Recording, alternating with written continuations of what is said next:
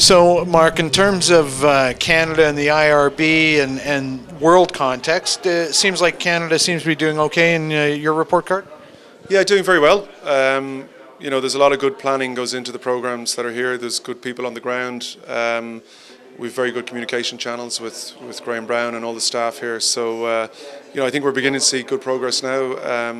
I think probably they were a bit disappointed with their performances last year in the 15-a-side, particularly in the November tour, maybe losing that game to Georgia away. But at the same time, they had a good Churchill Cup, and I think they're looking forward to the World Cup now. So see how the Churchill Cup goes this year. And it's great to see the Sevens team doing so well in Hong Kong. I think, again, that's taken a while to build up. I think Geraint John's doing a good job there. But overall, we're very confident that our money's been used well here and that the outputs are good for both the IRB and for Rugby Canada. And in terms of domestic growth, that's, you look at the men's national team, the women's national team, but you also have to spread the gospel at the grassroots, which is not really the IRB's mandate, but you got to put the tools out there. Is that a big piece that's kind of tough to fulfill?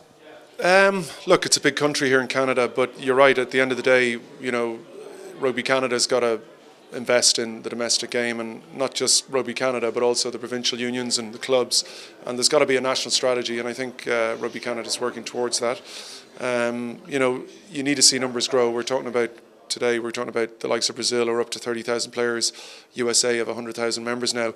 If you don't grow the base, ultimately your high performance end of the game is going to suffer. So I think there'll be some good strategic planning here over the weekend, and that's something Rugby Canada has to look after itself, really, is the domestic game. Long term, what is the vision that the IRB has for, say, the North American region in terms of commercial properties, really making it a self-sustaining type of model? Well, yeah, if you look at the success of the HSBC Sevens tournament in Las Vegas, I think we're beginning to see that now turn into a good commercial product for USA Rugby.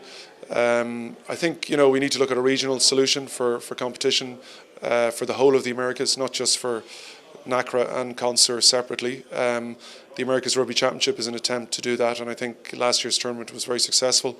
We'd like to see Brazil and Chile and Uruguay come into that model as well. And I definitely think there could be some commercial inventory around that a sponsor would be interested in.